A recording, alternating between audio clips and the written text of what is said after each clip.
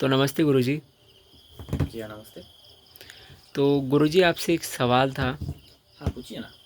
तो सवाल ये है कि मतलब एक अच्छे शिक्षक की मतलब पहचान कैसे हो सकती है, मतलब पाम रीडिंग के माध्यम से कि वो एक अच्छा शिक्षक बनेगा या फिर नहीं, उसका मतलब हम विचार कैसे कर सकते हैं। अच्छा, ध्यान से देखना, ठीक है? अच्छा टीचर बनने के लिए मतलब प्रोफ़ेशनल टीचर बनने के लिए हम जब उसका पाम विचार करेंगे, ठीक है? उसका हाथ की जो क्वालिटी विचार करेंगे, वो क्वालिटी होना चाहिए मतलब बहुत सॉफ्ट हाथ होना चाहिए। हाथ में रेड कलर और पिंक कलर का मिक्स्ड रहेगा, ठीक है? उसके बाद देखना पड़ेगा उनका जो जुपिटर का क्षेत्र है मतलब गुरु का क्षेत्र है वो बहुत उच्चस्थ होगा, बहुत बलशाली होगा, देखने में भी बहुत सुंदर होगा। उसका जो गुरु का जो पर्वत होगा वो बहुत ऊंचा होगा, ठीक है? इनमें क्रॉस चिन्ह अगर रहेगा तो बहुत अच्छे है। उसके साथ गुरु का जो उंगली है वो बहुत स्ट्रांग होना चाहिए, बहुत ही स्ट्रांग। ध्यान से सुनना, बहुत स्ट्रांग होना चाहिए। ये जो आपको 3 पार्ट दिखाई दे रहा है ना, उसको एक-एक को एक पर्व कहते हैं, ठीक है? ये है प्रथम पर्व, फर्स्ट, ये है सेकंड और ये थर्ड पर्व, ठीक है? ये थोड़ा लंबा होना चाहिए, ठीक है? हाथ जो उंगली है, उंगली भी थोड़ा लंबा होना चाहिए, ठीक है?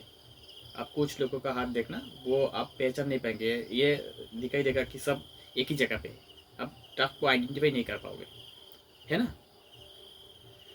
तो ये ज़्यादातर जो लोग मतलब खूनी होते हैं या मतलब कातिल करने का जो टेंडेंसी होता है ना, उन लोगों के हाथों में दिखाई देता है। वो हम अलग से एक दिन बात कर लेंगे, ठीक है? उसके बाद आपको ये देखना पड़ेगा कि इन क्षेत्रों में कोई अशुभ चिन्ह तो नहीं है, जैसे कि ब्लैक स्पॉट, तिल, क्रॉस, डिसेंडिंग लाइन, ये सब तो नहीं है। ये सब देखना पड़ेगा, ठीक है? दूसरे जो चीज़ देखना पड़ेगा, आपको ये चीज़ देखना पड़ेगा, ये जो वृद्धांगुष्ठ है, ठीक है? ये जो उंगलियां है, ये उंगलियां थोड़ा लंबा होना चाहिए और इसका ये जो दोनों पर्व है ना, ये फर्स्ट स्टेप सेकंड स्टेप, ये भी थोड़ा मतलब दिखाई देना चाहिए, थोड़ा लंबा होना चाहिए, ठीक है?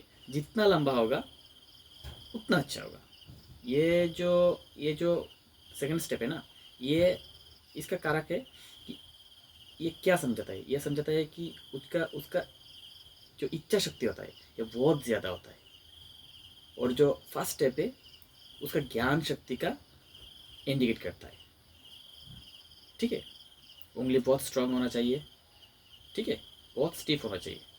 उसके साथ साथ उंगली का क्वालिटी भी बहुत अच्छा होना चाहिए, ठीक है? उसके बाद जो देखना पड़ेगा, ये वृद्ध अंगुली में अगर जब चिन्ह दिखाई देगा तो बहुत अच्छा है, ये प्रोफेशनल टीचर। उसके बाद में ज्ञान रेखा भी होता है, मैं अलग से एक दिन दिखा दूंगा। एक ज्ञान रेखा होगा तो बहुत बहुत अच्छा टीचर बन पाएंगे, ठीक है? उसके बाद शुक्र का क्षेत्र देखना पड़ेगा। शुक्र का जो क्षेत्र है जितना अच्छा होगा उनमें ज्ञान का प्रभाव उतना ही ज़्यादा होगा, ठीक है? उसके बाद देखना पड़ेगा कि उसका जो भूत का क्षेत्र है वो अच्छा होना पड़ेगा, भूत का उंगली भी अच्छा होना पड़ेगा, ठीक है? मतलब उंगली बिल्कुल सीधा होना चाहिए। उसके बाद बुध का जो बुध रेखा अगर होगा, हाँ, तो बहुत अच्छा है। नहीं होने से भी चलेगा, लेकिन जितना मतलब बुध रेखा होगा उसका मतलब अच्छा प्रभाव दिखाई देगा, ठीक है? उसके बाद जो दिखना पड़ेगा उनका जो हृदय रेखा है, ठीक है? ये जो हार्ट लाइन है वो मतलब एकदम टूटा फूटा नहीं होना चाहिए और वो एकदम बृहस्पति या शनि और बृहस्पति का जो क्षेत्र है उनका बीच में आना चाहिए। ज़्यादा अच्छा होगा अगर वो बृहस्पति के क्षेत्र में आके ख़त्म होगा तो, ठीक है? उसके बाद उसका जो ब्रेन लाइन है वो बिल्कुल मतलब ये से पूरा चंद्रमा के क्षेत्र में भी नहीं आना चाहिए और पूरा मंगल का भी क्षेत्र में नहीं आना चाहिए। ये दोनों क्षेत्र का जो मतलब संधि स्थान होता है, मतलब मिलन का जो जगह होता है, ठीक है? जहाँ से चंद्र का क्षेत्र शुरू हुआ और जहाँ मंगल का क्षेत्र खत्म हुआ, वो दोनों का बीच में मतलब घुसना चाहिए, या तो उसका शाखा 2 होगा, मतलब यहाँ से रेखा 2 भाग हो जाएगा तो और भी अच्छा होगा। और देखना पड़ेगा कि ये हाथ में कोई मतलब बुरा सिम्टम तो नहीं है, ठीक है। अगर इन सब चीज़ होगा तो आप समझ लेना कि वो बहुत अच्छा टीचर बन पाएगा।